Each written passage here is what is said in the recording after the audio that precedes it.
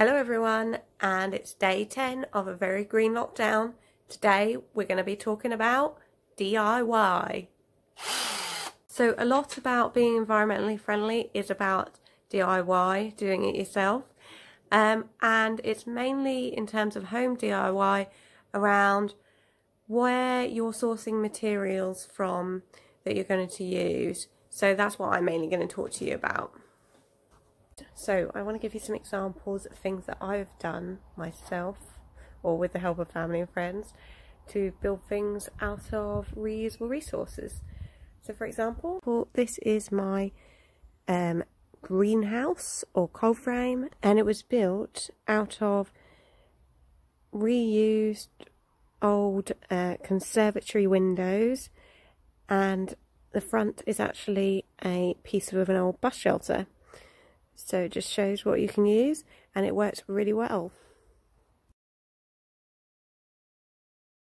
On my wall here I was given some old tyres, and I've decided to turn those into planters. And whilst it looks a bit dull right now because it's winter, in summer it looks really good with lots of flowers falling out of it. Very nice, and it was really easy to do. My lovely patio here was actually done with reused gravel from the front garden that I dug out, and old pieces of brick and bits of rubble that we found behind the shed and other people were getting rid of, and we used that. And then the slabs were actually second hand as well and reused, so there was hardly any new things bought for this patio. Also built ourselves a bar.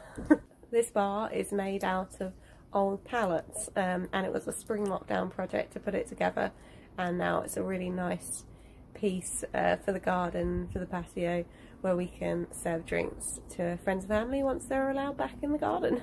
I have old gutters for my wall planters for growing vegetables. Okay guys, so not only is it important to use reusable materials in your DIY wherever possible, you also need to think about when you're buying new, to think about the type of wood you're buying, and if it's being done through sustainable forests. If you are buying new carpet, what sort of carpet you're buying and what chemicals are in it, because actually quite a lot of chemicals are released from new carpets. And that brings me on to painting pretty nicely. This bathroom was painted about a year ago, and it was right when I was starting to get really heavily into plastic free and non-toxic and the environment, and thinking about, I don't want all these chemicals in my home because I'm breathing in. I'm also asthmatic, so that came into it as well. Actually normal paint, such as the main brands, you know, have a lot of VOC chemicals in and other chemicals. VOC is volatile organic compounds.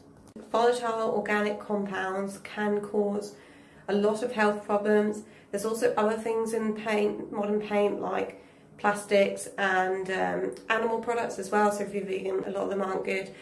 And so I was looking for alternatives. A good friend of mine has been painting her entire house, and I got talking to her about what paints were available, and I found a really good one. This is the one that I used to paint this bathroom. It's called Little Green, and this is aquamarine shade. They do have quite a good brochure. This is specifically for bathrooms as well. Green paint is also produced by the National Trust, and they use it in all of their manor houses and stately homes, and the fact that the contributions are going towards a really nice charity is just a really nice added benefit.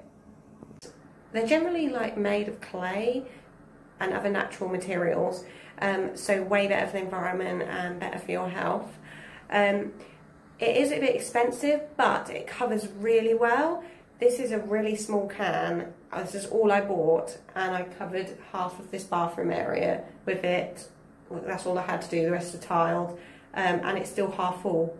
I did two or three coats, so it covers really, really well. There are other brands as well. Earthborn is one that I considered. You can't buy them in like B&Q and the main DIY shops. You need to go to a paint specialist. So definitely give that a whirl, guys. If you're going to be painting, consider that, and consider your family's health with the paints that you use, especially if there's any asthmatics or people with any respiratory issues. So I hope you guys enjoyed that, and I'll see you guys tomorrow.